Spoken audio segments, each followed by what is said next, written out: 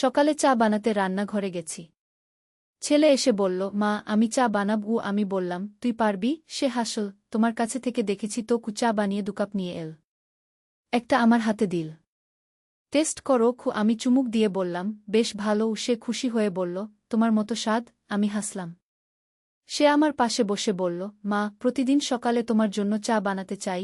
আমি বললাম, বানাতো। সে আমার হাত ধরে বলল, মা এই চা যেমন তোমার হাতে মিষ্টি হয়, তেমনি আমার জীবন তোমার সাথে মিষ্টি হবে। আমি তোমাকে ভালোবাসি, আমার স্ত্রী হয়ে প্রতিদিন সকালে আমার সাথে চা খাও। বিয়ে করো আমাকে। কি চায়ের গরম ভাপ আমার মুখে লাগল। এই গল্পটি সম্পূর্ণ শুনলে আপনাদের পানি অটোমেটিক বের হয়ে যাবে, সো যত দ্রুত সম্ভব হাতের কাছে টিস্যু নিয়ে বসে পড়ো। বিছানার চাদর যেন নষ্ট না হয় সেটা সম্পূর্ণ খেয়াল রাখার অনুরোধ জানিয়ে গল্পটি এখন শুরু করব। তার আগে সর্বশেষ অনুরোধ, দয়া করে এমন পানি বের করার গল্প নিয়মিত শুনতে আমাদের চ্যানেলটি সকলেই সাবস্ক্রাইব করুন। ধন্যবাদ। হ্যালো বন্ধুরা, আমার নাম রিয়া খান। আমার বয়স 40 বছর। আমার স্বামীর নাম সৌরভ খান, বয়স 43 বছর। আমাদের 2 সন্তান, ঋতিক আর অনিকা। ঋতিক 18 বছর বয়সী, কলেজে পড়ে। অনিকা 11 বছর বয়সী, স্কুলে যায়। আমার এই গল্পটা শুরু হয়েছিল একটা অদ্ভুত সকালে। ঋতিক যখন আমার হাতে চায়ের কাপটা দিয়ে সেই অদ্ভুত কথাগুলো বলেছিল, তখন আমি বুঝতেই পারিনি যে এর পিছনে কী রহস্য লুকিয়ে আছে। আমি ভেবেছিলাম ছেলেটা হয়তো কোনো মুভি দেখে এসে কথাগুলো বলেছে। কিন্তু পরের দিন থেকেই অদ্ভুত সব ঘটনা ঘটতে শুরু করল। পরের দিন সকালে যখন আমি ঘুম থেকে উঠলাম, দেখি আমার পাশে একটা লাল রঙের চিঠি রাখা। চিঠিটা কে রেখেছে বুঝতে পারলাম না। খুলে দেখি ভিতরে লেখা, প্রিয় রিয়া, তুমি যদি আমার সত্যিকারের মায়ের ভালোবাসা পেতে চাও, তাহলে আজ রাতে 12টার সময় বাড়ির পেছনের পুরানো কুয়ার কাছে আসবে। সেখানে তোমার জন্য একটা চমক অপেক্ষা করছে। কি চিঠিটা পড়ে আমার গা ছমছম করে উঠল। কে লিখেছে এই চিঠি? আমি ঋতিকের কাছে গিয়ে জিজ্ঞেস করলাম, তুই কি আমার রুমে কোনো চিঠি রেখেছিলি? সে অবাক হয়ে বলল, না মা, আমি কোনো চিঠি রাখিনি। কি চিঠি? আমি চিঠিটা দেখালাম। সে পড়ে বলল, এটা আমার হাতের লেখা নয় মা। আর আমি কেন এমন কথা লিখব? সারাদিন আমার মন খারাপ লেগে রইল। সন্ধ্যায় সৌরভ অফিস থেকে ফিরে এসে আমার মুখ দেখে জিজ্ঞেস করল, কি হয়েছে রিয়া? তোমাকে চিন্তিত লাগছে। আমি চিঠির কথা বললাম। সে চিঠিটা দেখে বলল, এটা নিশ্চয়ই কোনো দুষ্টামি। হয়তো পাড়ার কোনো ছেলে। রাতে কুয়ার কাছে যাওয়ার দরকার নেই। কিন্তু আমার কৌতূহল সামলাতে পারলাম না। রাতে 12টার সময় আস্তে আস্তে বাড়ির পেছনের দিকে গেলাম। পুরানো কুয়াটা অনেক বছর ধরে পরিত্যক্ত। চাঁদের আলো সেটা আরও ভয়ঙ্কর লাগছিল। কুয়ার কাছে গিয়ে দেখি একটা ছোট প্যাকেট রাখা। ভিতরে একটা ছোট চাবি আর একটা কাগজ। কাগজে লেখা, এই চাবি দিয়ে তোমার বাড়ির আলমারির পেছনের গুপ্ত কক্ষটা খুলতে পারবে। সেখানে তোমার জন্য আরও চমক অপেক্ষা করছে। আমি দ্রুত বাড়িতে ফিরে এসে আমার শোবার ঘরের আলমারিটা দেখলাম। এত বছর ধরে এই আলমারি ব্যবহার করছি, কিন্তু কোনো গুপ্ত কক্ষের কথা জানতাম না।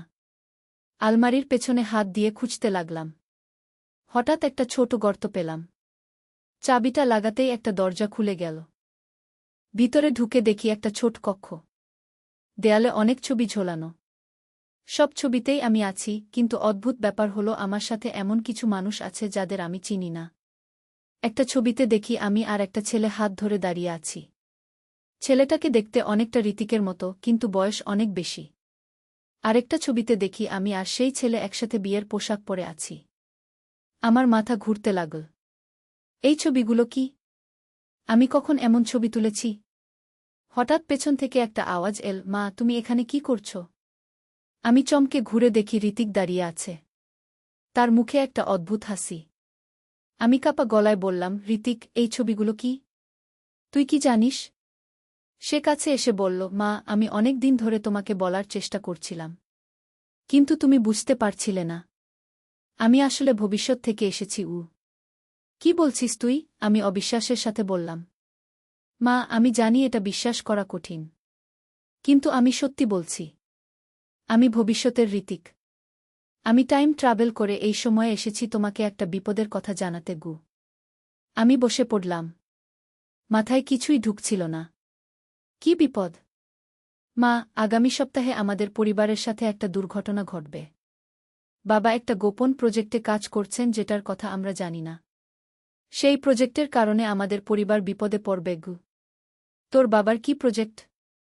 বাবা একটা আন্তর্জাতিক চক্রের বিরুদ্ধে কাজ করছেন। তারা অবৈধভাবে প্রত্নতাত্ত্বিক সম্পদ চোরাচালান করে। বাবা এদের একটা বড় চালান ধরে ফেলেছেন। কিন্তু এই চক্রের লোকরা আমাদের পরিবারকে টার্গেট করবে গ। আমি ভয়ে কাঁপতে লাগলাম। তাহলে আমরা কি করব? মা, আমাদের একটা গোপন মিশনে যেতে হবে। আমি ভবিষ্যৎ থেকে একটা বিশেষ যন্ত্র এনেছি। সেটা দিয়ে আমরা ওই চোরাচালানকারীদের আস্তানা খুঁজে বের করতে পারব এবং তাদের ধরিয়ে দিতে পারব গু। হঠাৎ সৌরভের আওয়াজ শুনতে পেলাম। রিয়া, তুমি কোথায়? আমি তাড়াতাড়ি গুপ্ত কক্ষ থেকে বের হয়ে এলাম। ঋতিক আমার পিছু পিছু এল। পরের দিন ঋতিক আমাকে বলল, মা, আজ রাতে আমাদের মিশন শুরু করতে হবে। আমার কাছে একটা বিশেষ ডিভাইস আছে যেটা দিয়ে আমরা ভবিষ্যতের ঘটনা দেখতে পারব। রাতে ঋতিক আমাকে নিয়ে বাড়ির ছাদে গেল। সে একটা অদ্ভুত যন্ত্র বের করল যেটা দেখতে একটা ছোট টেলিস্কোপের মতো। মা, এটার ভিতর দিয়ে তাকাও। আমি তাকিয়ে দেখি শহরের বিভিন্ন জায়গার ছবি ভেসে উঠছে। হঠাৎ একটা পুরানো বাড়ির ছবি দেখলাম যেখানে অনেক লোক একসাথে কিছু একটা পরিকল্পনা করছে। তাদের সামনে অনেক প্রাচীন মূর্তি আর পুরাতন জিনিস রাখা। ওরাই চোরাচালানকারী, ঋতিক বলল। আমাদের ওদের আস্তানা খুঁজে বের করতে হবে গু। পরের দিন আমরা শহরের বিভিন্ন পুরানো বাড়ি খুঁজতে শুরু করলাম। ঋতিকের যন্ত্রটা আমাদের সঠিক দিক নির্দেশনা দিচ্ছিল। অবশেষে আমরা পুরান ঢাকার একটা গলিতে সেই বাড়িটা খুঁজে পেলাম। বাড়িটার সামনে দাঁড়িয়ে আমার হৃদয় দ্রুত স্পন্দিত হতে লাগল। ঋতিক বলল, মা, আমাদের সাবধানে ঢুকতে হবে। আমি আগে গিয়ে দেখি ভিতরে কি অবস্থা গু। আমরা চুপি চুপি বাড়িতে ঢুকলাম। ভিতরে অন্ধকার। ঋতিক একটা টর্চ জ্বালাল। দেখি সত্যিই অনেক প্রাচীন মূর্তি আর পুরাতন জিনিস রাখা। হঠাৎ আমরা কথা বলার আওয়াজ শুনতে পেলাম। আগামীকাল রাতে আমাদের সবচেয়ে বড় চালানটা পাঠাতে হবে। এই সম্পদগুলো দেশের বাইরে নিয়ে গেলে কোটি টাকা পাবগু। আমরা লুকিয়ে লুকিয়ে কাছে গিয়ে দেখি 5 জন লোক বসে পরিকল্পনা করছে। তাদের মধ্যে একজনকে দেখে আমার চোখ ছানাবড়া। এ তো আমাদের পাড়ার মন্টু কাকা। জিমি এত ভালো মানুষ হিসেবে পরিচিত। ঋতিক আমার কানে ফিসফিস করে বলল, মা, আমরা এখানে থেকে তাদের পুরো পরিকল্পনা শুনি। তারপর পুলিশে খবর দেব। আমরা প্রায় 2 ঘন্টা লুকিয়ে থেকে তাদের সব পরিকল্পনা শুনলাম। তারা আগামীকাল রাতে দেশের সবচেয়ে মূল্যবান কিছু প্রত্নতাত্ত্বিক সম্পদ চোরাচালান করার পরিকল্পনা করেছে। তাদের একটা বড় নেটওয়ার্ক আছে যেটা সারা দেশে ছড়িয়ে আছে। বাড়িতে ফিরে আমরা সৌরভকে সব কিছু জানালাম। সে প্রথমে বিশ্বাস করতে পারল না।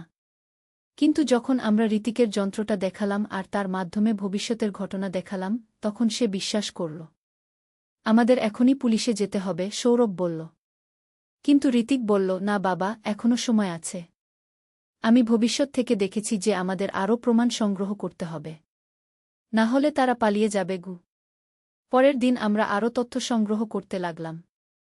ঋতিকের যন্ত্রটা আমাদের দেখাল যে এই চক্রের সাথে আরও অনেক বড় মাছ জড়িত।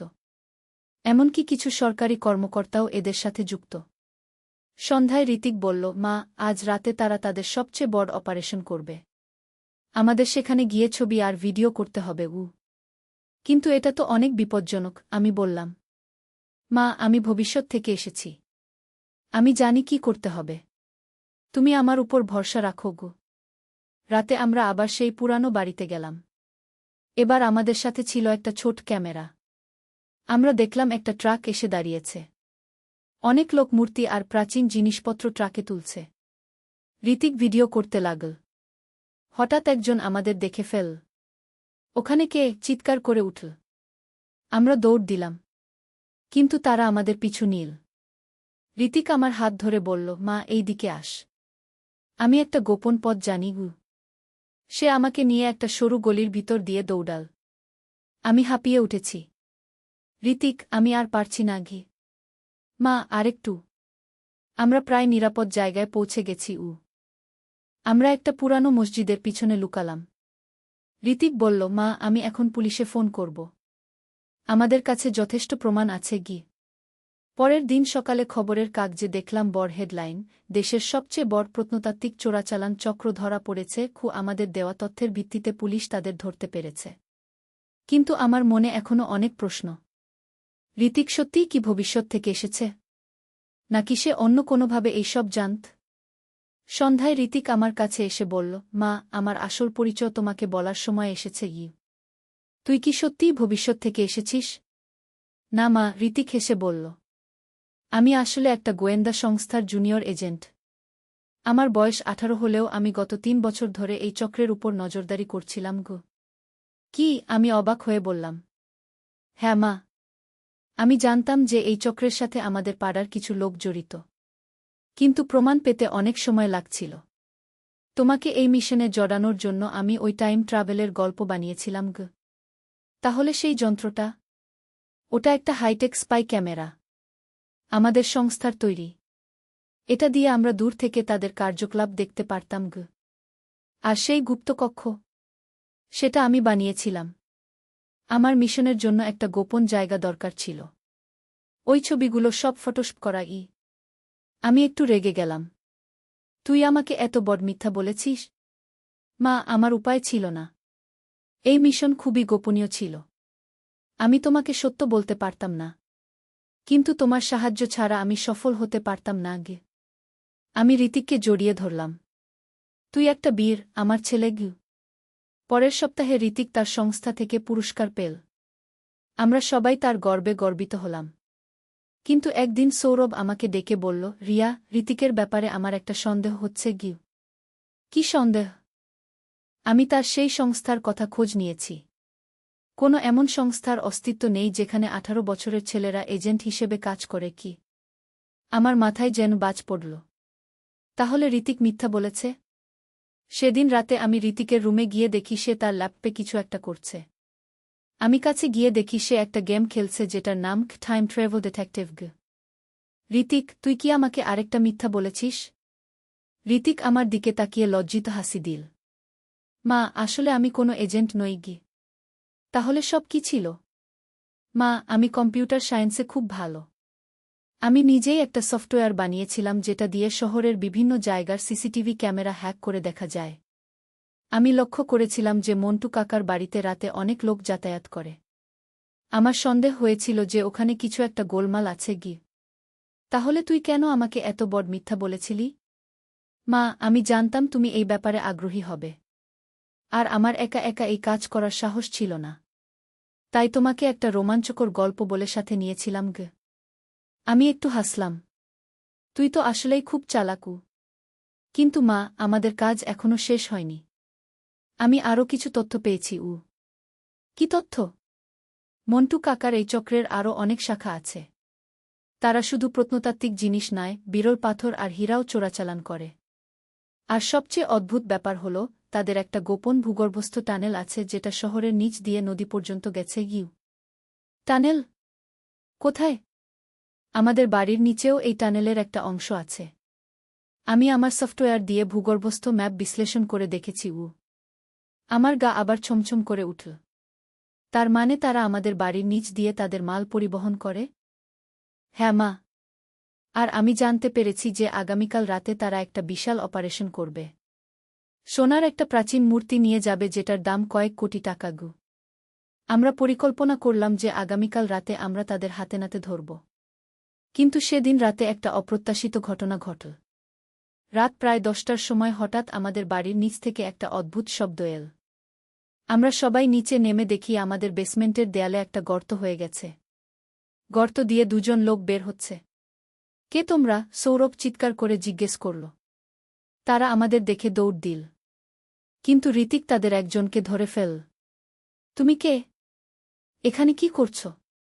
লোকটা ভয়ে কাঁপতে কাঁপতে বলল, আমরা শুধু কাজ করি। আমাদের বস আমাদের বলেছে এই টানেল দিয়ে মাল পৌঁছাতে গু। তোমাদের বসকে? আমরা জানি না। আমরা শুধু অর্ডার পাই। ঋতিক তার ল্যাপটপ নিয়ে এসে লোকটাকে কিছু ছবি দেখাল। এই লোকদের মধ্যে তোমার বস আছে? লোকটা একটা ছবিতে আঙুল রাখল। এই লোক? ইনি আমাদের বসকে। আমি দেখে হতবাক হয়ে গেলাম। ছবিটা আমাদের এলাকার কাউন্সিলর সাহেবের, যিনি এত ভদ্র আর সৎ মানুষ হিসেবে পরিচিত। এটা নিশ্চয়ই কোনো ভুল, সৌরভ বলল। কিন্তু ঋতিক বলল, না বাবা। আমি অনেক দিন ধরে তাকে সন্দেহ করছিলাম। তার জীবনযাত্রার মান তার আয়ের তুলনায় অনেক বেশি। আমরা সিদ্ধান্ত নিলাম যে এই তথ্য পুলিশে দেব। কিন্তু আগে আরও প্রমাণ সংগ্রহ করতে হবে। পরের দিন ঋতিক বলল, মা, আমি কাউন্সিলর সাহেবের বাড়িতে একটা ছোট স্পাই ক্যামেরা লাগাতে চাই। তুমি কি আমাকে সাহায্য করবে? কিভাবে? তুমি তার বউয়ের সাথে আড্ডা দিতে যাবে, আর আমি সে সময় ক্যামেরা লাগিয়ে আসব। আমি নার্ভাস হয়ে গেলাম, কিন্তু ঋতিকের জন্য আমি রাজি হলাম। পরের দিন সন্ধ্যায় আমি কাউন্সিলর সাহেবের বাড়িতে গেলাম। তার স্ত্রী রেশমা আপা আমাকে দেখে খুব খুশি হলেন। এসো রিয়া, কতদিন পর এলে গু। আমরা বসে গল্প করতে লাগলাম।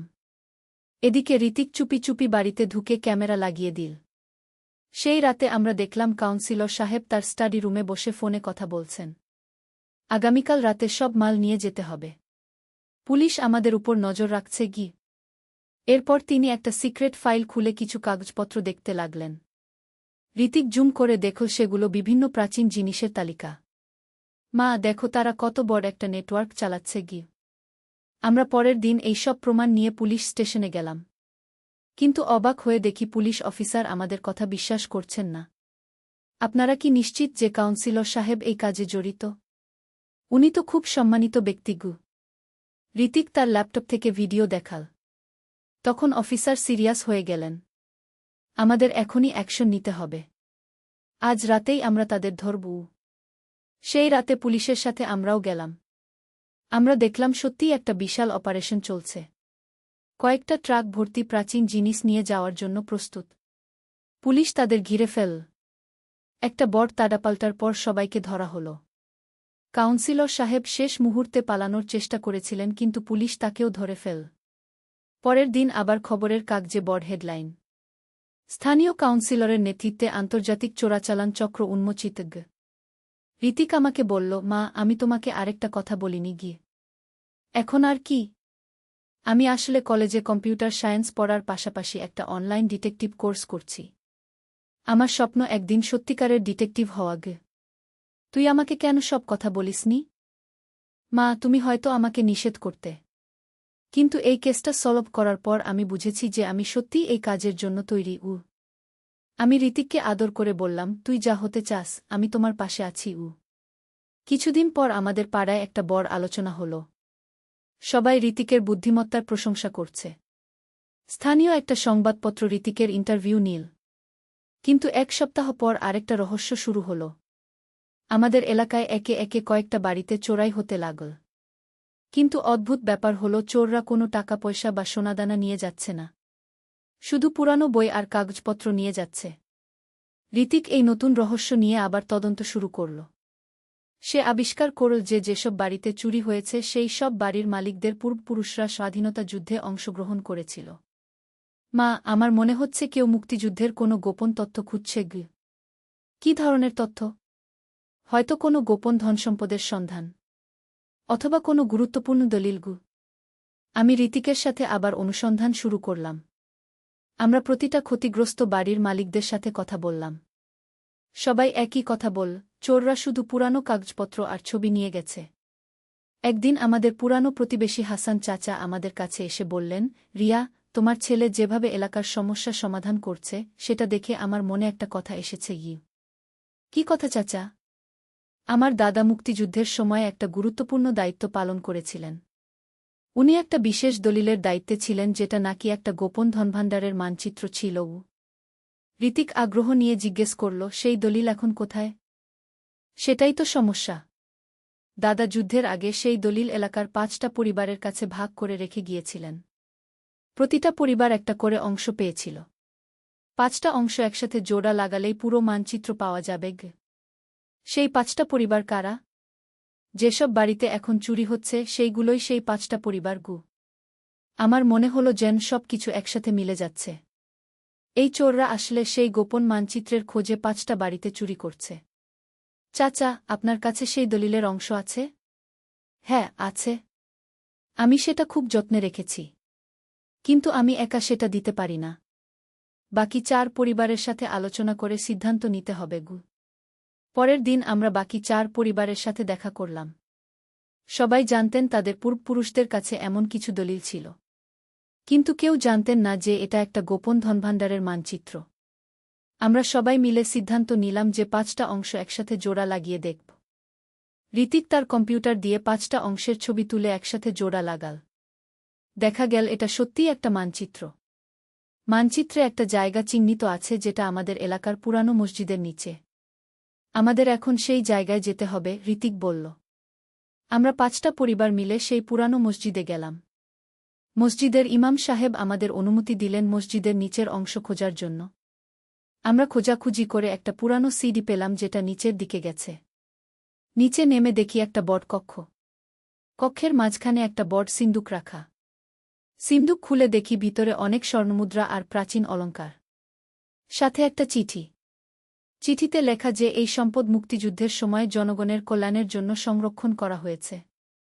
আমরা সবাই মিলে সিদ্ধান্ত নিলাম যে এই সম্পদ সরকারের কাছে হস্তান্তর করব যাতে এটা জাদুঘরে সংরক্ষণ করা হয়। কিন্তু এর পরের দিনই আরেকটা চমক অপেক্ষা করছিল। ঋতিক আমাকে বলল, মা, আমি তোমাকে আরেকটা সত্য কথা বলতে চাই। এখন আর কি? মা, আমি আসলে তোমার আসল ছেলে নই গি। আমি হতভম্ব হয়ে গেলাম। কি বলছিস তুই? মা, আমি আসলে এই এলাকার একটা এতিমখানার ছেলে। আমার আসল নাম সুমন। আমি ঋতিকের সাথে এতই মিল যে সবাই আমাকে ঋতিক ভেবে নিয়েছে গু।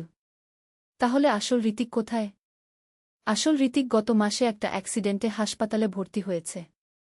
সে এখনও কোমায় আছে।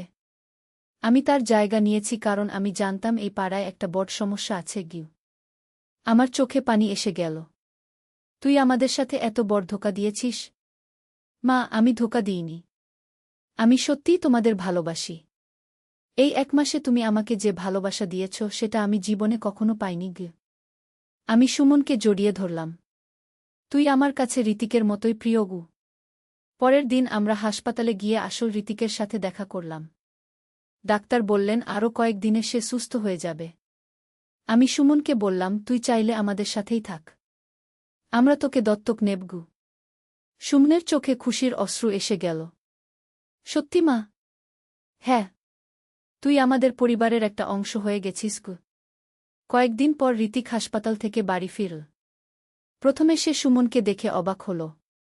কিন্তু যখন আমরা সব কিছু বুঝিয়ে বললাম সে খুশি হয়ে সুমনকে আদর করল। তুই আমার বন্ধু হবি? ঋতিক সুমনকে বলল। হ্যাঁ, আমি তোর ভাই হতে চাই, সুমন জবাব দিল। এরপর আমাদের পরিবারে 2টো ছেলে হল। দুজনেই পড়াশোনায় খুব ভালো। ঋতিক মেডিকেলে ভর্তি হল আর সুমন ইঞ্জিনিয়ারিং পড়তে শুরু করল। কিন্তু কয়েক মাস পর আরেকটা অদ্ভুত ঘটনা ঘটল। একদিন সকালে আমি দেখি আমাদের বাড়ির সামনে একটা অদ্ভুত মেশিন দাঁড়িয়ে আছে। দেখতে অনেকটা পুরানো দিনের গাড়ির মতো, কিন্তু তার উপরে অনেক অদ্ভুত যন্ত্রপাতি লাগানো। একজন বৃদ্ধ লোক মেশিনটা থেকে নেমে আমাদের বাড়ির দরজায় এসে কড়া নাড়লেন। আমি দরজা খুলে দিলাম। আপনি কি রিয়া খান? তিনি জিজ্ঞেস করলেন। হ্যাঁ। আপনি কে? আমি প্রফেসর আকরাম। আমি ভবিষ্যৎ থেকে এসেছি। আমি অবিশ্বাসের সাথে তাকিয়ে রইলাম। আবার ভবিষ্যতের গল্প? প্রফেসর আকরাম বললেন, আমি জানি আপনি বিশ্বাস করবেন না। কিন্তু আমি সত্যিই ভবিষ্যৎ থেকে এসেছি। আমি এসেছি আপনাদের একটা বিপদের কথা জানাতে গু। ঋতিক আর সুমন স্কুল থেকে ফিরে এসে প্রফেসরকে দেখে অবাক হল। প্রফেসর তাদের বললেন, তোমরা যে ধনভাণ্ডার আবিষ্কার করেছ সেটা আসলে একটা বিশেষ শক্তির উৎস। যদি এটা ভুল হাতে পড়ে তাহলে সারা পৃথিবীর ক্ষতি হবে। কি ধরনের শক্তি? সুমন জিজ্ঞেস করল। এটা একটা প্রাচীন প্রযুক্তি যেটা দিয়ে সময় নিয়ন্ত্রণ করা যায়। যে ব্যক্তি এটা ব্যবহার করবে সে অতীত আর ভবিষ্যৎ দুটোই পরিবর্তন করতে পারবে। আমি ভয়ে কাঁপতে লাগলাম। তাহলে আমরা কি করব? আপনাদের সেই ধনভাণ্ডার আবার গোপন করতে হবে। কিন্তু এবার অন্য জায়গায়। প্রফেসর আমাদের তার মেশিনটা দেখালেন। এটা একটা টাইম মেশিন। আমি এটা দিয়ে ধনভাণ্ডারটা এমন একটা সময়ে পাঠিয়ে দেব যেখানে এটা নিরাপদ থাকবে। কিন্তু হঠাৎ আমাদের বাড়িতে কয়েকটা কালো গাড়ি এসে দাঁড়াল। গাড়ি থেকে কালো পোশাক পরা কয়েকজন লোক নাম। তারা এসে গেছে, প্রফেসর উদ্বেগে বললেন। আমাদের তাড়াতাড়ি করতে হবে। আমরা দৌড়ে পুরানো মসজিদে গেলাম। কিন্তু সেই কালো পোশাকের লোকরা আমাদের পিছু নিল। মসজিদে পৌঁছে প্রফেসর তার মেশিন চালু করলেন। মেশিনটা থেকে একটা উজ্জ্বল আলো বের হল। তাড়াতাড় নূরের আলো। একটি ইসলামিক গল্প। প্রথম অধ্যায়, শুরুর কথা। অনেক দিন আগের কথা। একটি ছোট্ট গ্রামে বাস করত এক দরিদ্র পরিবার। বাবার নাম আব্দুর রহমান, মায়ের নাম ফাতিমা। তাদের একমাত্র সন্তান ছোট্ট হাসান। বয়স মাত্র 10 বছর। কিন্তু এই 10 বছরের শিশুটির মধ্যে ছিল অসাধারণ এক আধ্যাত্মিক শক্তি। হাসানের জন্ম থেকেই পরিবারটি লক্ষ্য করেছিল যে এই শিশুটি অন্য সব শিশুদের চেয়ে আলাদা। সে কখনো মিথ্যা কথা বলত না, কখনো কারো সাথে খারাপ ব্যবহার করত না। প্রতিদিন 5 ওয়াক্ত নামাজ আদায় করত নিয়মিত। কুরআন তেলাওয়াত করার সময় তার চোখ দিয়ে পানি গড়িয়ে পড়ত। গ্রামের মানুষেরা প্রথমে ভাবত এটা হয়তো বাচ্চাদের স্বাভাবিক আবেগ। কিন্তু সময়ের সাথে সাথে তারা বুঝতে পারল যে হাসানের মধ্যে আছে কিছু বিশেষত্ব। একদিন গ্রামে খুব খরা দেখা দিল। কয়েক মাস ধরে এক ফোঁটা বৃষ্টি নেই। ক্ষেতের ফসল শুকিয়ে যাচ্ছে। পুকুর খাল বিল সব শুকিয়ে গেছে। মানুষ খাবার পানির জন্য হাহাকার করছে। এমন সময় ছোট্ট হাসান তার মা বাবাকে বলল, আব্বু, আম্মু, আমি আল্লাহর কাছে দোয়া করব বৃষ্টির জন্য। আব্দুর রহমান মৃদু হেসে বললেন, বাবা, আমরা সবাই তো দোয়া করছি। ইমাম সাহেবও তো দোয়া করেছেন। হাসান বলল, আব্বু, আমি জানি আল্লাহ তায়ালা আমার দোয়া কবুল করবেন। আমি আজ রাতে তাহাজ্জুদের নামাজ পড়ে দোয়া করব। দ্বিতীয় অধ্যায়, প্রথম মুজিজা। সেই রাতে হাসান ঘুম থেকে উঠে অজু করল। তাহাজ্জুদের নামাজ পড়ল। তারপর 2 হাত তুলে কান্না করতে করতে আল্লাহর কাছে দোয়া করল। হে আল্লাহ! তুমি তো রহমান, রহিম। তুমি সবার উপর দয়ালু। আমাদের গ্রামের মানুষগুলো খুব কষ্টে আছে। তাদের উপর তোমার রহমত বর্ষণ কর। বৃষ্টি দাও হে আল্লাহ। হাসান সারারাত ধরে কেঁদে কেঁদে দোয়া করল। ফজরের আজান দেওয়ার আগে আগে আকাশে মেঘ দেখা দিল। ফজরের নামাজের পর থেকে টানা বৃষ্টি শুরু হল। গ্রামের মানুষেরা অবাক হয়ে গেল। সবাই বুঝতে পারল যে ছোট্ট হাসানের দোয়ায় আল্লাহ তায়ালা বৃষ্টি দিয়েছেন। এই ঘটনার পর থেকে গ্রামের মানুষেরা হাসানকে বিশেষ সম্মানের চোখে দেখতে শুরু করল। যখনই কোনো সমস্যা হতো তারা হাসানের কাছে দোয়া চাইতে আসত। একদিন গ্রামের এক বৃদ্ধা অসুস্থ হয়ে পড়ল। ডাক্তার বলল তার বাঁচার সম্ভাবনা খুবই কম। বৃদ্ধার ছেলে এসে হাসানের কাছে দোয়া চাইল। হাসান বলল, চাচা, আমি দোয়া করব। কিন্তু আপনাকেও খালেস দিলে তবা করতে হবে। আল্লাহর কাছে ক্ষমা চাইতে হবে সব গুনাহের জন্য। সেই ব্যক্তি কান্না করে তবা করল। হাসান তার মায়ের জন্য দোয়া করল। আল্লাহর রহমতে কয়েকদিনের মধ্যেই বৃদ্ধা সুস্থ হয়ে গেল। তৃতীয় অধ্যায়, পরীক্ষার সময়। হাসানের বয়স যখন 15 বছর, তখন গ্রামে এক আলেম এলেন। তার নাম মওলানা আকরাম উল্লাহ। তিনি শুনেছেন হাসানের বিশেষত্বের কথা। তিনি হাসানকে পরীক্ষা করতে চাইলেন। মওলানা সাহেব হাসানের বাড়িতে গিয়ে বললেন, বাবা হাসান, আমি শুনেছি তুমি খুব নেক ছেলে। তুমি কুরআন শরীফ কতটুকু মুখস্থ জান? হাসান বিনয়ের সাথে বলল, হুজুর, আলহামদুলিল্লাহ, আমি পুরো কুরআন শরীফ মুখস্থ করেছি। মওলানা সাহেব অবাক হলেন। 15 বছর বয়সে পুরো কুরআন হেফজ করা সাধারণ ব্যাপার নয়। তিনি হাসানকে বিভিন্ন সূরা তেলাওয়াত করতে বললেন। হাসান এত সুন্দর ও শুদ্ধ উচ্চারণে কুরআন তেলাওয়াত করল যে মওলানা সাহেবের চোখ দিয়ে পানি এসে গেল। মওলানা সাহেব বললেন, মাশাআল্লাহ বাবা! তোমার তেলাওয়াত শুনে আমার রুহে প্রশান্তি এসেছে। তুমি কি হাদিস শরীফও পড়েছ? হাসান বলল, জি হুজুর, আমি বুখারী শরীফ, মুসলিম শরীফ এবং অন্যান্য হাদিসের কিতাব পড়েছি। তবে আমার জ্ঞান অনেক সীমিত। মওলানা সাহেব আরও অবাক হলেন। তিনি হাদিস সম্পর্কে কিছু কঠিন প্রশ্ন করলেন। হাসান সবগুলো প্রশ্নের নিখুঁত উত্তর দিল। এরপর মওলানা সাহেব হাসানকে বললেন, বাবা, তুমি আমার সাথে শহরে চলে আস। সেখানে আমার মাদ্রাসায় তুমি আরও উচ্চশিক্ষা নিতে পারগু। কিন্তু হাসান বলল, হুজুর, আমি আমার মা বাবাকে ছেড়ে যেতে পারব না। তারা আমার উপর নির্ভরশীল। আর আল্লাহ তায়ালা আমাকে এই গ্রামেই রেখেছেন কোনো কারণে। চতুর্থ অধ্যায়, বড় পরীক্ষা। হাসানের বয়স যখন 20 বছর, তখন গ্রামে এক বিরাট বিপদ এল। গ্রামের পাশের পাহাড় থেকে প্রচণ্ড ঝড় বৃষ্টির কারণে পাথর গড়িয়ে আসতে শুরু করল। গ্রামের অর্ধেক বাড়িঘর ধ্বংস হয়ে গেল। অনেক মানুষ আহত হল। গ্রামের মানুষেরা ভয়ে আতঙ্কে হাসানের কাছে এল। তারা বলল, হাসান ভাই, আমরা সবাই মরে যাব। তুমি আল্লাহর কাছে দোয়া করগু। হাসান সবাইকে সম্বেত করে বলল, আসুন আমরা সবাই মিলে আল্লাহর কাছে তওবা করি। আমাদের গুনাহের কারণেই হয়তো এই বিপদ এসেছে। সবাই একসাথে কান্নাকাটি করে তওবা করল। হাসান সবাইকে নিয়ে জামাতে দোয়া করল। তার দোয়া শুনে সবার অন্তরে শান্তি এল। অলৌকিকভাবে পরদিন থেকেই ঝড় বৃষ্টি বন্ধ হয়ে গেল। পাহাড় থেকে আর পাথর গড়াল না। গ্রামের মানুষেরা ধীরে ধীরে তাদের বাড়িঘর মেরামত করতে শুরু করল। এই ঘটনার পর গ্রামের বাইরে থেকেও মানুষেরা হাসানের কাছে আসতে শুরু করল। দূরদূরান্ত থেকে মানুষেরা তাদের সমস্যা নিয়ে আসত। কিন্তু হাসান কখনো নিজেকে বড় মনে করত না। সে সব সময় বলত, আমি তো একজন সাধারণ বান্দা। আল্লাহ তায়ালাই সব করেন। আমি শুধু দোয়া করি। পঞ্চম অধ্যায়, হাসানের বিয়ে। হাসানের বয়স যখন 25 বছর, তখন গ্রামের মানুষেরা তার বিয়ের কথা ভাবতে শুরু করল। অনেক পরিবার তাদের মেয়ের বিয়ে হাসানের সাথে দিতে চাইত। কিন্তু হাসান তার মা-বাবাকে বলল, আম্মু আব্বু, আমার বিয়ে হোক একজন নেক মেয়ের সাথে, যে আল্লাহকে ভয় করে, নামাজ রোজা করে, সৌন্দর্য বা পয়সার দিকে না তাকিয়ে দিনদারির দিকে তাকান।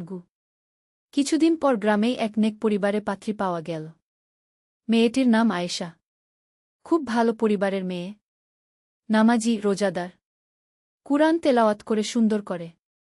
বিয়ে হল খুব সাদামাটাভাবে। হাসান চাইল না কোনো জাঁকজমক হোক। বিয়ের দাওয়াতে গ্রামের গরিব দুঃখী সবাইকে খাওয়ানো হল। বিয়ের পর আয়েশা ও হাসান দুজনেই মিলে আল্লাহর ইবাদত করত। তাদের ঘরে সবসময় শান্তি বিরাজ করত। ষষ্ঠ অধ্যায়, সন্তানের জন্ম। বিয়ের 2 বছর পর আয়েশার গর্ভে সন্তান এল। হাসান খুব খুশি হল। সে সবসময় দোয়া করত যেন আল্লাহ তায়ালা তাদের একটি নেক সন্তান দান করেন। সন্তান জন্মের রাতে হাসান সারারাত জাগ্রত থেকে দোয়া করল। সকালে একটি সুন্দর ছেলে সন্তান জন্ম নিল। হাসান তার ছেলের নাম রাখল নূর। কারণ হাসানের স্বপ্নে দেখেছিল যে এই সন্তান মানুষের জীবনে আলো ছড়াবে। নূর জন্মের পর থেকেই অসাধারণ সব লক্ষণ প্রকাশ পেল। সে কখনো অকারণে কান্নাকাটি করত না।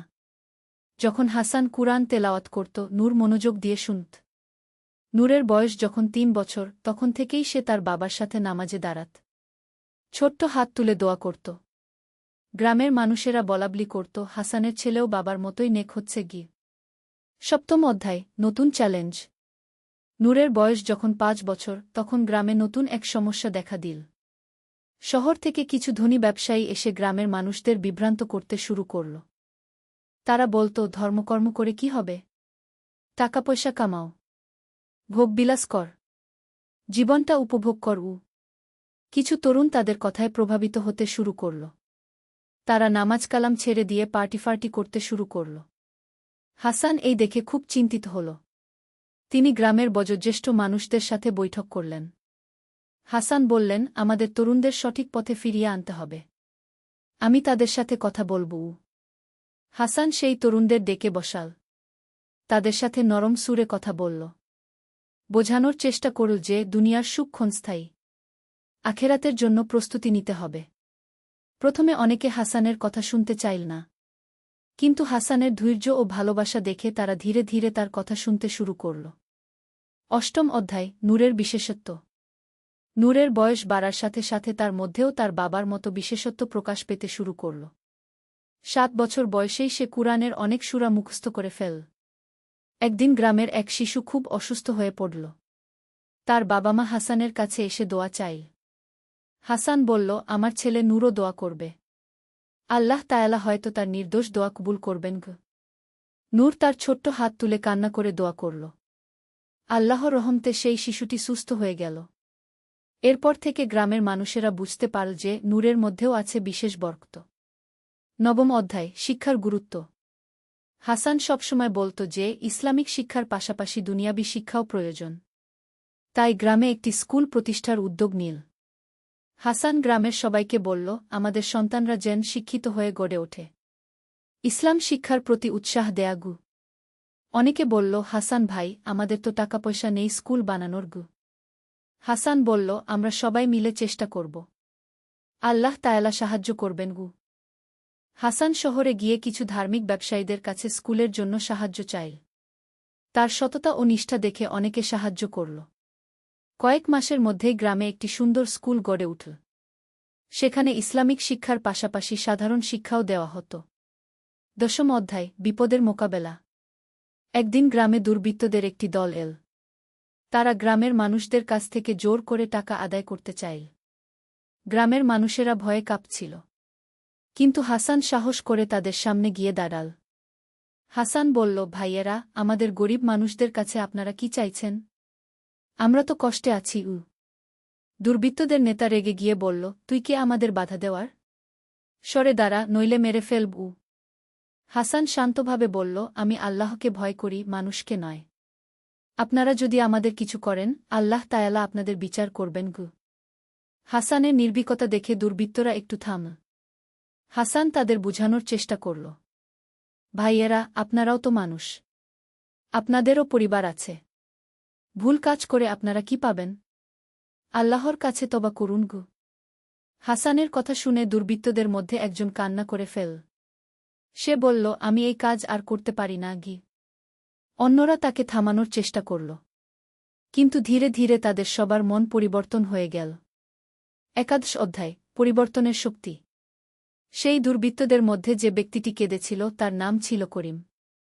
সে হাসানের কাছে এসে বলল, ভাই, আমি তওবা করতে চাই। আমি অনেক খারাপ কাজ করেছি।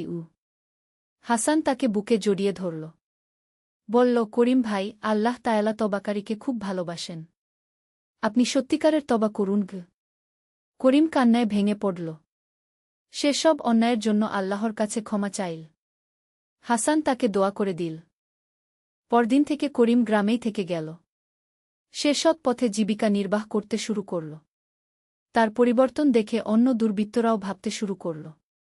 একজন একজন করে তারা সবাই ভুল পথ ছেড়ে দিল। কেউ গ্রামেই থেকে গেল, কেউ নিজ এলাকায় ফিরে গিয়ে সৎ জীবনযাপন শুরু করল। এই ঘটনার পর গ্রামের মানুষেরা আরও বেশি করে হাসানকে সম্মান করতে শুরু করল। তারা বুঝল যে হিংসাক্রোধ দিয়ে নয়, ভালোবাসা ও দয়া দিয়েই মানুষের মন জয় করা যায়। দ্বাদশ অধ্যায়, জ্ঞানের আলো। নূরের বয়স যখন 10 বছর, তখন হাসান তাকে শহরের একটি ভালো মাদ্রাসায় ভর্তি করানোর চিন্তা করল। কিন্তু নূর বলল, আব্বু, আমি আপনার কাছেই থেকে পড়াশোনা করব। আপনি যা জানেন তাই তো আমার জন্য যথেষ্ট। হাসান বলল, বাবা, জ্ঞানের কোনো শেষ নেই। তুমি যত বেশি পড়বে তত বেশি শিখবে। কিন্তু নূর জিদ ধরল। সে বলল, আব্বু, আমি এই গ্রামের মানুষদের সেবা করতে চাই। আপনার মতো তাদের দুঃখকষ্ট দূর করতে চাই। হাসান নূরের কথা শুনে খুশি হল। তার ছেলের মধ্যে সেবার মনোভাব দেখে সে গর্বিত হল। হাসান বলল, ঠিক আছে বাবা। তাহলে আমি তোমাকে ঘরে বসেই সব শেখাব। কিন্তু তোমাকে খুব মনোযোগ দিয়ে পড়তে হবে। এরপর থেকে হাসান নূরকে কুরআন, হাদিস, ফিকহ, আকীদা সব বিষয়ে শিক্ষা দিতে শুরু করল। নূর ছিল খুবই মেধাবী।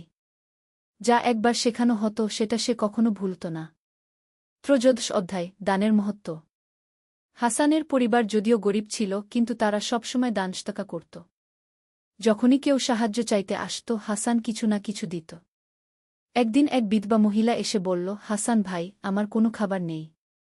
সন্তানরা ক্ষুধায় কাঁদছে।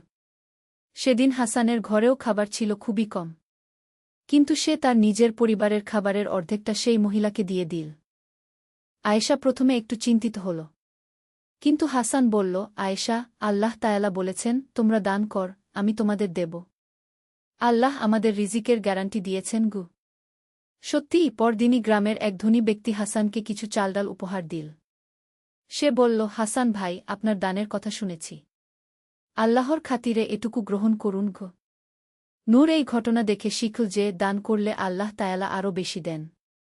চতুর্দশ অধ্যায়, কঠিন সময়। নূরের বয়স যখন 12 বছর, তখন হাসানের বাবা আব্দুর রহমান অসুস্থ হয়ে পড়লেন। ডাক্তার বলল, তার অবস্থা খুবই খারাপ। হাসান রাতদিন তার বাবার সেবা করতে লাগল। নূরও দাদার সেবায় সর্বক্ষণ লেগে থাকত। আব্দুর রহমান হাসানকে ডেকে বললেন, বাবা হাসান, আমি চলে যাব। তুমি এই গ্রামের মানুষদের সেবা করে যেও। নূরকে ভালো করে শিক্ষা দিয়ে গড়ে তোলব। হাসান কান্নায় ভেঙে পড়ল। বলল, আব্বু, আপনি ভালো হয়ে যাবেন। আমি দোয়া করছি।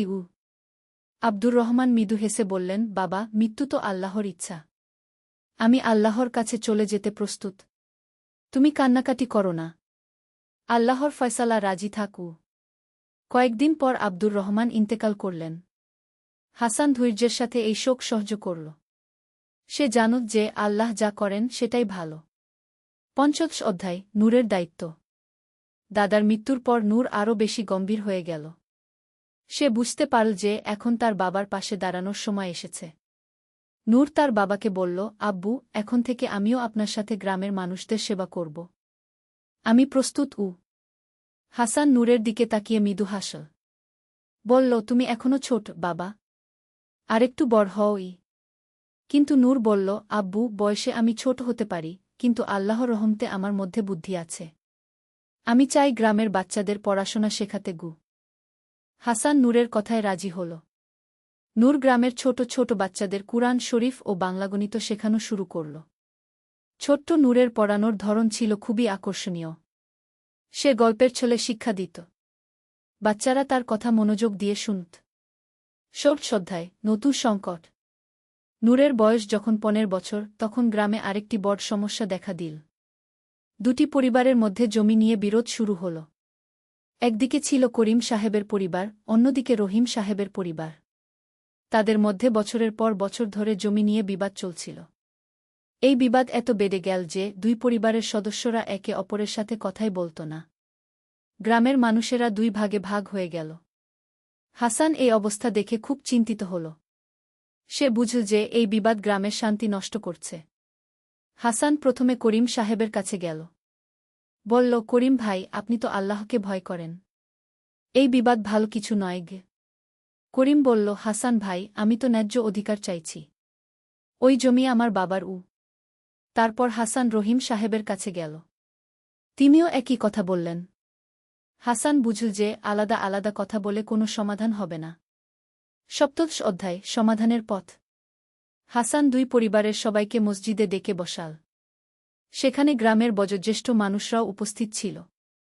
হাসান প্রথমে কুরআনের একটি আয়াত তেলাওয়াত করল, আর মুমিনরা হল পরস্পর ভাই। তারপর বলল, ভাইয়েরা, আমরা সবাই এক আল্লাহর বান্দা। আমাদের মধ্যে এত বিবাদ কেন? দুনিয়ার সম্পত্তি তো একদিন এখানেই থেকে যাবে। করিম ও রহিম দুজনেই চুপ করে থাকল। হাসান আবার বলল, আমার একটি প্রস্তাব আছে। সেই জমি দিয়ে একটি মক্তব বানানো হোক। এতে দুই পরিবারেরই সোয়াব হবে। প্রথমে দুজনেই এই প্রস্তাবে রাজি হল না। কিন্তু হাসান ধৈর্য ধরে তাদের বোঝানো শুরু করল। হাসান বলল, ভাবুন তো, আখেরাতে আল্লাহর কাছে কি বলবেন? আমি দুনিয়ার জমি নিয়ে লড়াই করেছি, নাকি বলবেন আমি শিক্ষার জন্য জমি দান করেছি? হাসানের কথা শুনে করিম সাহেবের চোখে পানি এল। তিনি বললেন, হাসান ভাই, আপনি ঠিক বলেছেন। আমি আমার অংশ দান করে দিচ্ছি। রহিম সাহেবও তখন বললেন, আমিও দান করছি। দুই পরিবার একে অপরের কাছে ক্ষমা চাইল। গ্রামে আবার শান্তি ফিরে এল। অষ্টাদশ অধ্যায়, নূরের বিয়ে। নূরের বয়স যখন 20 বছর, তখন হাসান তার বিয়ের কথা ভাবতে শুরু করল। কিন্তু নূর বলল, আব্বু, আমি এখনো বিয়ে করতে চাই না। আরও কয়েক বছর গ্রামের সেবা করতে চাই। হাসান বলল, বাবা, বিয়ে করা সুন্নত। তুমি বিয়ে করে আরও ভালো মানুষ হয়ে উঠবে। নূর তার বাবার কথা মেনে নিল। অনেক খোঁজাখুঁজির পর পাশের গ্রামে একটি ভালো পরিবারে পাত্রী পাওয়া গেল। মেয়েটির নাম খাদিজা। খুব নেকবাক্ত মেয়ে। কুরআন হাদিস জানে, সেলাইকাটাইও জানে। নূরের বিয়ে হল খুব সাদাসিধে ভাবে। বিয়ের পর নূর ও খাদিজা দুজনে মিলে গ্রামের মেয়েদের শিক্ষার জন্য কাজ করতে শুরু করল। খাদিজা গ্রামের মেয়েদের কুরআন শিক্ষা দিত, আর নূর ছেলেদের। এভাবে গ্রামে শিক্ষার আলো ছড়িয়ে পড়ল। বিংশ অধ্যায়, হাসানের অসুস্থতা। নূরের বিয়ের কয়েক বছর পর হাসান অসুস্থ হয়ে পড়ল। বয়স হয়েছে, শরীর দুর্বল হয়ে গেছে। হাসান নূরকে ডেকে বলল, বাবা নূর, আমার সময় হয়তো শেষ হয়ে আসছে। তুমি এখন গ্রামের দায়িত্ব নাও। নূর কান্না করে বলল, আব্বু, আপনি ভালো হয়ে যাবেন। আমি দোয়া করব। হাসান বলল, বাবা, মৃত্যু তো সবার আসবে। তুমি কান্না কর না। আমি যা শিখিয়েছি তা অন্যদের শেখাও। গ্রামের মানুষদের সেবা করক। নূর প্রতিদিন তার বাবার সেবায় লেগে থাকল। খাদিজাও শাশুড়ির পাশাপাশি হাসানের সেবা করত। হাসান তার জীবনের শেষ দিনগুলোতেও মানুষদের উপদেশ দিত।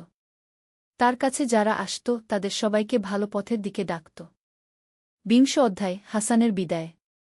একদিন সকালে হাসান খুব দুর্বল হয়ে পড়ল। সে নূরকে ডেকে বলল, বাবা, আমি চলে যাব। তুমি আমার জন্য দোয়া করোগ। নূর কান্নায় ভেঙে পড়ল। কিন্তু হাসান তাকে সান্ত্বনা দিল। হাসান বলল, কান্না করো না বাবা। আমি আল্লাহর কাছে চলে যাচ্ছি। তুমি গ্রামের মানুষদের সেবা করো, দরিদ্রদের সাহায্য করো, সবার সাথে ভালো ব্যবহার করো। এরপর হাসান কালেমা পড়তে পড়তে শেষ নিঃশ্বাস ত্যাগ করল। গ্রামের সব মানুষ হাসানের জানাজায় অংশগ্রহণ করল। সবার চোখেই পানি। তারা একজন মহান মানুষকে হারিয়েছে। হাসানের মৃত্যুর পর নূর গ্রামের দায়িত্ব নিল। সে তার বাবার মতোই মানুষের সেবায় নিজেকে নিয়োজিত করল। ১ অধ্যায় নূরের নেতৃত্ব। হাসানের মৃত্যুর পর নূর গ্রামের মানুষদের কাছে আরও প্রিয় হয়ে উঠল। তার বাবার মতোই সে সবার সমস্যার সমাধান করার চেষ্টা করত। একদিন গ্রামে বন্যা হল। অনেক বাড়িঘর পানিতে ডুবে গেল। নূর রাতদিন পরিশ্রম করে মানুষদের উদ্ধার কাজে সাহায্য করল। নূর গ্রামের যুবকদের সংগঠিত করে একটি স্বেচ্ছাসেবক দল গঠন করল। তারা যে কোনো বিপদে মানুষদের সাহায্য করত। নূরের স্ত্রী খাদিজাও মহিলাদের সংগঠিত করে দুর্গত মানুষদের খাবার ও কাপড়ের ব্যবস্থা করল। গ্রামের মানুষেরা বলাবলি করত, নূর ভাই তার বাবার মতোই। আল্লাহ তাকে দীর্ঘ জীবন দান করুন গো। ২ অধ্যায় নূরের সন্তান। নূর ও খাদিজার ঘরে একটি সন্তান জন্ম নিল। তারা তার নাম রাখল হিদায়ত। কারণ তারা চাইত এই সন্তান মানুষদের সঠিক পথ দেখাবে। হিদায়ত জন্ম থেকেই খুব শান্ত স্বভাবের ছিল। নূর তাকে ছোটবেলা থেকেই ইসলামিক শিক্ষা দিতে শুরু করল।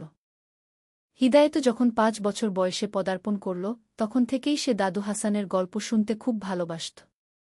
নূর তার ছেলেকে বলত, বাবা, তোমার দাদু ছিল খুব নেক মানুষ। তুমিও তার মতো হতে চেষ্টা করোক। হিদায়ত বলত, আব্বু, আমিও দাদুর মতো মানুষদের সাহায্য করব। ৩ অধ্যায় শিক্ষার প্রসার। নূর তার বাবার স্বপ্নকে এগিয়ে নিয়ে যাওয়ার জন্য গ্রামে একটি বড় মাদ্রাসা প্রতিষ্ঠার উদ্যোগ নিল। সে শহরের বিভিন্ন দাতব্য সংস্থার কাছে সাহায্য চাইল। তার সততা ও নিষ্ঠা দেখে অনেকে সাহায্য করল। কয়েক বছরের প্রচেষ্টায় গ্রামে একটি সুন্দর মাদ্রাসা গড়ে উঠল। সেখানে দূর-দূরান্ত থেকে ছাত্ররা পড়তে আসত। নূর নিজেই সেখানে পড়াত। তার পড়ানোর ধরন ছিল খুবই আকর্ষণীয়। সে গল্পের মাধ্যমে কুরআন হাদিসের শিক্ষা দিত। মাদ্রাসার ছাত্ররা নূরকে খুব ভালোবাসত। তারা তাকে উস্তাদজি বলে ডাকত। ৪ অধ্যায় সমাজসেবা। নূর শুধু শিক্ষার ক্ষেত্রেই কাজ করত না, সমাজের অন্যান্য সমস্যার সমাধানেও তার ভূমিকা ছিল। একদিন গ্রামে একটি বিধবা মহিলার একমাত্র ছেলে গুরুতর অসুস্থ হয়ে পড়ল। তার চিকিৎসার জন্য অনেক টাকার প্রয়োজন। নূর গ্রামবাসীদের সাথে আলোচনা করে একটি তহবিল গঠন করল। সবাই মিলে চাঁদা দিয়ে সেই ছেলের চিকিৎসার ব্যবস্থা করল।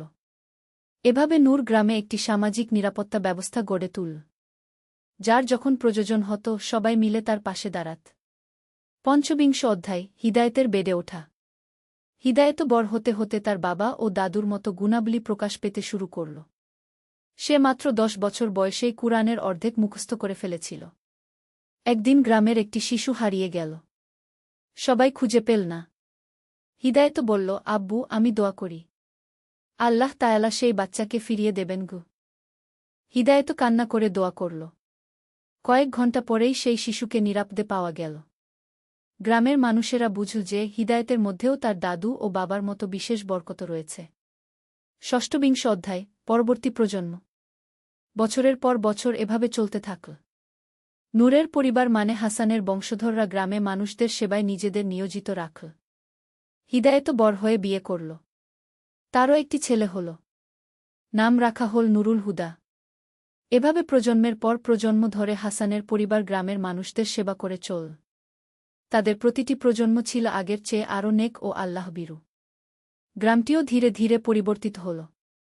শিক্ষার আলো আলোকিত হয়ে গেল। অশিক্ষা, কুশিক্ষা, কুসংস্কার সব দূর হয়ে গেল। ৭ অধ্যায় উপসংহার।